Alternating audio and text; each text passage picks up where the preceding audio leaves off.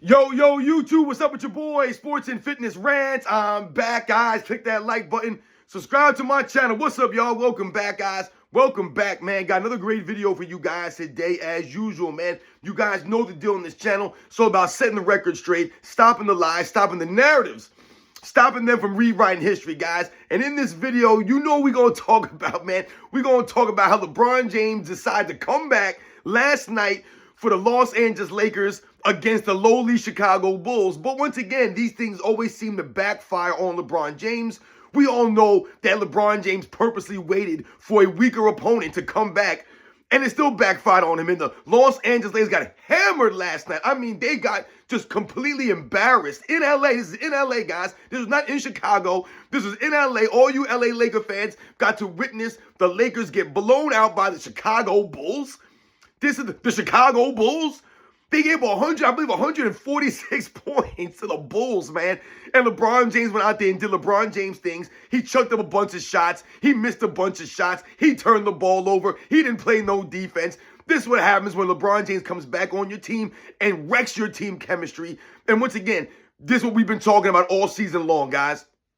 And I want to thank you guys, everyone across the world, everyone across the states have been supporting my channel. You guys know I am truly, truly humble. Like I said, shout out to all you guys who came to the live stream last night. Thank you very much, guys. Like I said, man, it's really humbling. You guys support my channel, the live streams. You guys donate to my channel. You guys send me emails and messages. Thank you very much, guys. For real, man. Real recognize real. Shout out to all the true basketball fans, man. Shout out to everybody in the membership. And you guys know what to do, man. Turn the volume all the way up. Hit that play button. Remember, these videos are for educational purposes. And let's roll. So, yes, guys, like I said, excuse me for a second.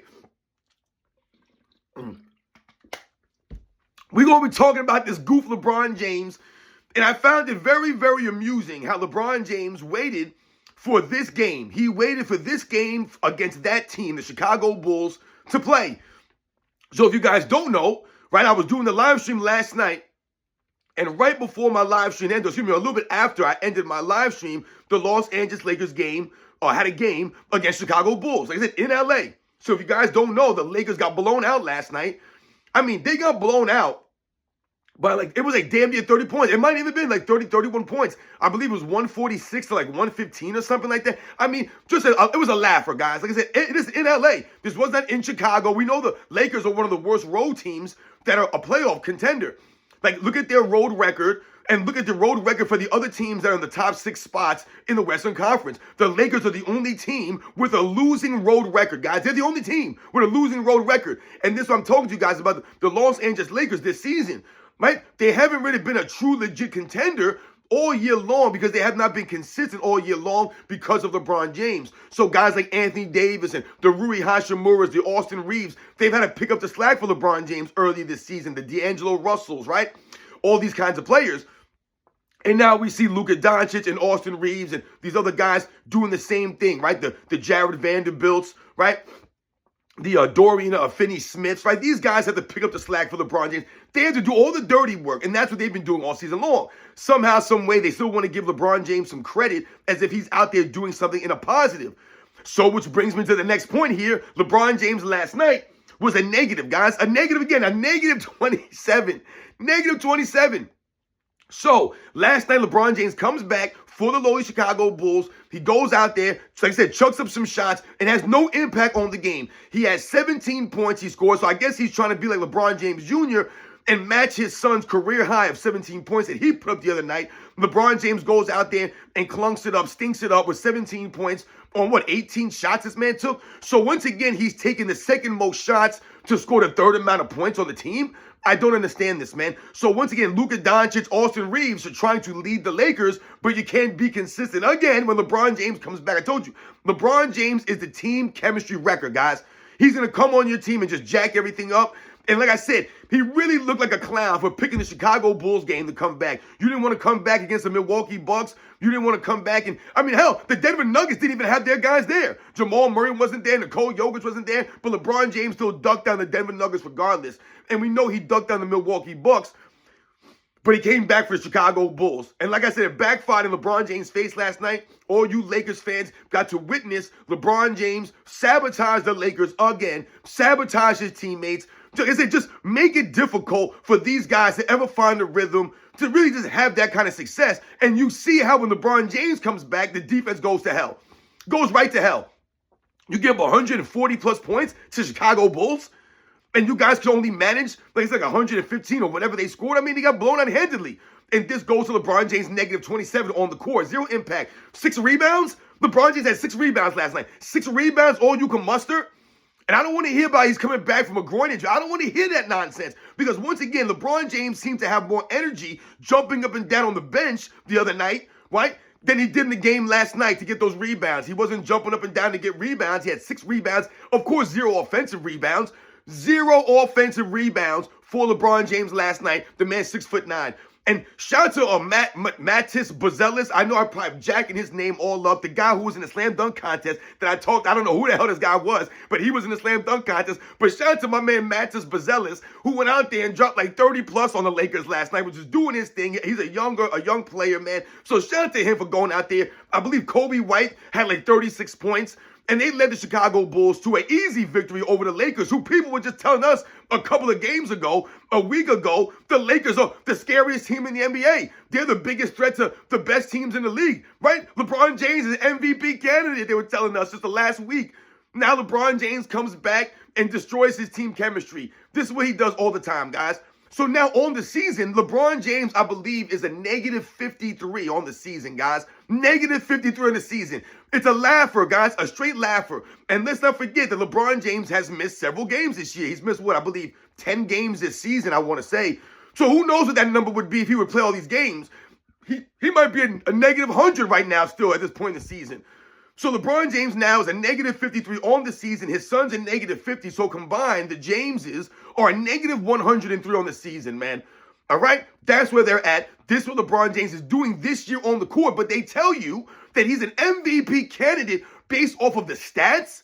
Off the stats. See, once again, they only want to look at the numbers that they want to look at. They won't look at the other numbers, right? That help you to fill out the rest of the picture. You cannot paint a picture with numbers, especially when you're excluding certain numbers. They just want to talk about the points and rebounds and assists, but they won't talk to you about the offensive rebounds, right? They won't go into detail about the lack of actual rebounding that LeBron James has done in his entire career. This man's a mediocre, piss-poor rebounder at that size in this era. This man should be having way more impact on the offensive rebounds, hustling for those rebounds, but he doesn't do this, right? They won't talk about LeBron James' turnovers. He had 5 again last night. So the man, once again, had 4 assists and 5 turnovers. So more turnovers than assists for LeBron James, which is a typical thing for LeBron James over the last several seasons. We've seen LeBron James go out here and just pretty much be a 1-for-1 turnover to assist ratio. This man makes an assist, turns the ball over. And remember, though, they count the assists now in a much different way. They're inflated, the assists. You guys have seen that. Guys get assists now. They'll pass the ball to somebody. The guy will do 2 dribble moves, a turnaround fake, a pump shot. And they'll still get credit for the assist. So the assists are inflated. Meanwhile, the turnovers are not being counted the way that they should. So when we talk about LeBron James averaging 8 assists a game and he's averaging 4 turnovers a game, I think we can all agree if they actually officiate the game the right way, he's probably averaging about 5 assists a game and about 6 turnovers a game. If we want to be real, the travels, the carries, the offensive fouls, this man definitely is averaging more turnovers per game than he is assists if you actually watch the games and they actually officiate and call these things the right way. But they don't want to talk about the turnover numbers for LeBron James. Once again, he had 5 last night to 4 assists. Nobody wants to talk about that, right? They don't want to talk about LeBron James' piss-poor free throw shooting. This man has never cracked 80% for a season from the free throw line. Not even one time in 22 years you can crack 80%, but you're supposed to be the greatest player of all time, can't crack 80% from the free throw line. How does that even make any sense? Once again, LeBron James is not what you would consider a big man, a quote-unquote big man, right? So I don't want to hear about Wilt Chamberlain or Kareem Abdul-Jabbar or what Bill Russell was shooting from the free throw line. When LeBron James is supposed to be a quote-unquote skilled position player, a wing player, he's not supposed to be struggling from the free throw line as much as he does. He shouldn't have more seasons shooting in the 60s from the free throw line than he does shooting in the 80s. Shouldn't have that. But that's what LeBron James has in a career. They don't want to talk about it. Last night, the man went 2 for 5 from the free throw line. 2 for 5. You know what that's good, guys? That's good enough for 40%. 40% from the free throw line yesterday for LeBron James, man. This is what he does out there. The inconsistent play of LeBron James, which leads to the inconsistent play of the Lakers, of his teammates. Look at the road record. Like I mentioned, they're 15, I believe 15 and 18 on the road or something like that. They're laughable on the road, guys. They're not a good road team. So in turn, you're not really a good quality team. And the Lakers, once again, look worse with LeBron James on the court as opposed to how they were looking the last couple of games. And it's not necessarily just the team and how the team looks, but how someone like individually looks. So like a Luka Doncic or an Austin Reeves or a Dorian Finney-Smith or a Jackson Hayes or a Dalton Connect. Some of these other players, they individually look better, more comfortable, right? More engaged, more in the flow when LeBron James not there. Because LeBron James goofs the game up. And how does he goof the game up? He goofs the game up by taking bad shots at bad times. So not only do you take a shot away from somebody else, but you're hurting your team by taking bad shots at inopportune times. LeBron James will often come down the court, have no one else touch the basketball, and he'll just chuck up a three. He does this regularly. There's not something he does sometimes or every once in a while. He does this regularly. He takes a lot of bad shots at bad times. When people talk about guys like Michael Jordan or a Kobe Bryant or, some of these other guys, that were elite level scorers that, quote unquote, shot the ball a lot, right? Oh, Michael Jordan was a shot chucker. Kobe Bryant was just chucking up shots. The thing that Michael Jordan did, more so than a Kobe Bryant, but Kobe Bryant also did at a very high level, is they played within the offense. So if we think about the triangle offense that Kobe Bryant and Michael Jordan both played in, they often stayed within the offense. Like I told you, Michael Jordan more so than Kobe Bryant. Kobe Bryant would often deviate from the triangle way more than Michael Jordan would. Michael Jordan was more controlled, to me, than Kobe Bryant was. Michael Jordan had better shot selection, to me, than Kobe Bryant. We talked about this before. I think we all agree on this. But they both played within a system, right? So the shots that they were taking, it weren't necessarily bad shots or shots that did not come in the flow of the offense. When LeBron James plays the game, he takes a lot of shots that don't come with any flow. There's no flow. So like I said, it's not like, LeBron James coming down and chucking up a shot when no one's under the rim to get a rebound, right? That's not coming in the flow. That's not a good shot. So it's not only that LeBron James plays in his own system, but once again, he takes a lot of bad shots at bad times, which, stalls and, stagnates your team chemistry and the consistency of your teammates. So these other guys around you are not going to always work and be the best versions of themselves, right? These are things that we talked about as far as LeBron James not maximizing his teammates. And like I said, being a team wrecker last night, you come back against the Chicago Bulls. And a lot of us knew. I saw a lot of you guys talking about, when LeBron James was going to come back. And a lot of you guys were saying, watch this guy come back against the Chicago Bulls. You pick one of the weak teams to come back. You skip out on all the back-to-backs, right? The Milwaukee Bucks, Denver Nuggets back-to-back, right? Then they had another back-to-back, right? They skipped out on all these back-to-backs so that LeBron James can rest up and, like I said, miss this grind of the season part, right? And then come back and play against the Chicago Bulls. And like I said, it backfired and blew up in his face. And the Lakers got manhandled out there. LeBron James played no defense. Like I said, they gave 145 points or whatever the hell they gave up to the Chicago Bulls, man. And shout out to Chicago Bulls for showing up, like I said, and going out there and giving effort on the road in LA. But this is the inconsistent nature that we talk about. What did we just talk about last night live? I talked to you guys about how there's all these 30, 40, 50-point blowouts. Last night, the Lakers get beat by 30 points. That's inconsistent. Remember, they were just telling us last week that the Lakers are contenders. They're one of the top teams. They were just a second seed, they're telling us. LeBron James, an MVP candidate. And then now, a couple of days later, the Lakers are getting blown up by the Chicago Bulls. They didn't get blown up by the Cleveland Cavaliers or the Oklahoma City Thunder or, the Houston Rockets or the Boston Celtics, one of these formidable teams, a team that you look at as a legit contender. They didn't get beat by one of those teams. They got beat by the Chicago Bulls, who have not been relevant since Derrick Rose went down in 2011. The Bulls have not been relevant since that season, guys. That was their last great season the Chicago Bulls have had, in my estimation. I do not believe the Bulls have had any quality seasons or any really formidable teams since that 2011 team. I believe they won 60 games that season, and Derrick Rose won the MVP, and then we all know he got injured the next season, and that was it for the Chicago Bulls. The Bulls haven't sniffed an NBA Finals since Michael Jordan left in 1998. They haven't been there. Haven't been there, guys. So once again, these are things that we're talking about, with some of these teams. That's who the Lakers lost to, the Chicago Bulls. That's the inconsistency that your team has. That's LeBron James' teams. So LeBron James comes back and, of course, stinks up the game for his team, goes out there, chucks up a bunch of shots, takes away from his teammate, has 5 turnovers. This man's averaging 4 turnovers on the season. Had 5 turnovers last night. Like I said, had 4 assists, 6 rebounds, no offensive rebounds. I mean, my goodness, man, you're a negative 27. So once again, LeBron James had the worst plus minus on his team this year. Again. But he's the MVP of the league. He's not even the MVP of his team. He's not even the best player on his team, but he's the MVP of the league somehow. LeBron James has not been the best player in the Lakers, guys, since Anthony Davis got there in 2020. Right? LeBron James had 1 season in LA as the best player. That was 2019. And what happened that year? They won, 35 games, and they missed the playoffs altogether, guys. That was the only time LeBron James was best player in the Lakers, when he was playing with Lonzo Ball and Kyle Kuzma and Brandon Ingram, right? When Luke Walton was the coach. That was the last time LeBron James was best player in the Lakers, the one and only year. Ever since then, when Anthony Davis got there, Anthony Davis has been carrying LeBron James in LA, covering up for LeBron James on the defensive end, right? And like I said, they have really nothing to show for his time in LA except for a bubble championship and an in-season tournament win that they celebrate like a bunch of goofs. No one respects that. You guys know these are the facts, man. So LeBron James picked the Chicago Bulls game to come back. That was the game that he picked. He didn't want to come back for none of them other games, even though he was on the sideline jumping up and down like a goof, celebrating, carrying on like a fool, like a straight weirdo, man. All these guys do is sit in the sideline in street clothes, man, and carry on doing a bunch of nonsense. And I'm supposed to respect this fool. He had all this energy to jump up and down and do all this stuff to watch his son go out there, right? But you didn't have energy to come back in those games. You sat those games out against tougher opponents, and then you picked this game to come back. And like I said, you went out there and scored 17 points on 18 shots, turned the ball over 5 times, had a negative 27 plus minus, 0 offensive rebounds.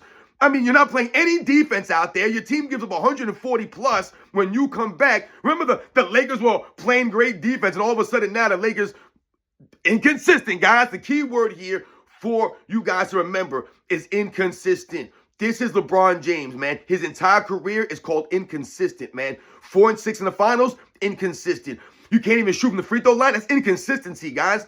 LeBron James never developing a jump shot, inconsistent, man. Right? Never developed a go-to move. Right? There's no real place on the court where you don't want LeBron James to get to except under the rim. That's his go-to move. Let me try to get under the rim and try to make a layup by lowering my shoulder and pushing guys up off me. And even then, LeBron James ain't a great finisher under the rim. Are you kidding me right now?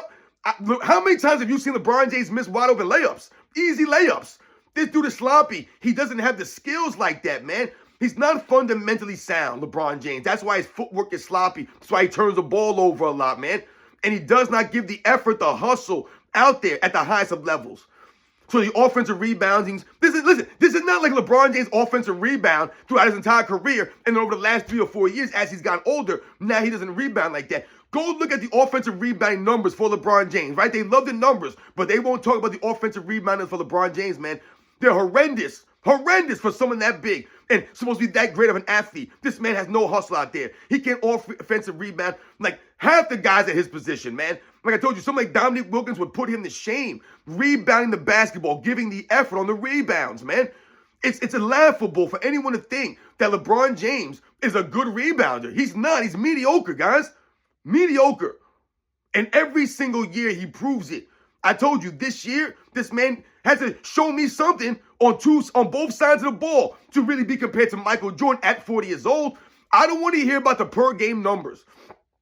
I don't want to hear about that stuff, man, because we all know these per game numbers are inflated. Also, your per game numbers are going to be a little bit skewed when you're missing out on 10, 12 games. Michael Jordan was there for every game at 40 years old. He didn't skip out on games to skew his numbers or to pad his points per game or his rebounds or assists per game. He went out there and gave the effort on both sides of the ball every single night for 37 minutes a night. Numbers be damned. But he was going to go out there and give the effort. So at the end of the season, the numbers are going to be what they are. The effort's supposed to be there. And then at the end of the year, you can earn the respect of the teammates around you and the fans out there. And they all respected what Michael Jordan was able to do out there on a bad knee. Giving the effort at that age, man. Making no excuses. Not playing with any great players like LeBron James is playing with. He didn't have no one like Luka Doncic on his team. He didn't have no one like Anthony Davis on his team. but he still went out there and earned it, man. So that's why Wizards Michael Jordan will always be respected. It's not Air Jordan, but you still respect him as Michael Jordan because he still gave the effort, was still there, the intensity was still there. Yeah, the athleticism may not have been there, right? The fundamentals may have been breaking down a little bit, right? The precision may not have been as great, but it was still, the effort was still there. And like I said, the effort is really all you need, like I said, to hold on to your respect. Play the game and be honorable. Respect the game.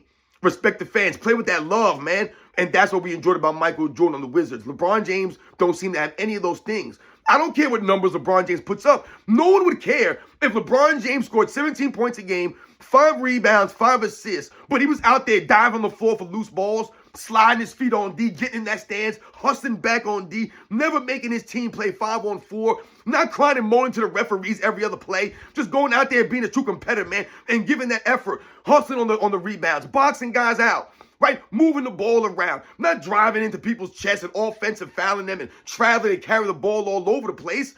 If LeBron James is going out there doing those things, giving that effort on both sides of the ball, being a true leader, maximizing his teammates, allowing them to have a role, right? You know, galvanizing guys like Dalton Connect, right? Galvanizing the Dorian Finney-Smiths, the Rui Hashimuras, right? The Austin Reeves, right? The Luka Doncic, galvanizing these guys and being a true leader. If he was doing those things, I would respect it.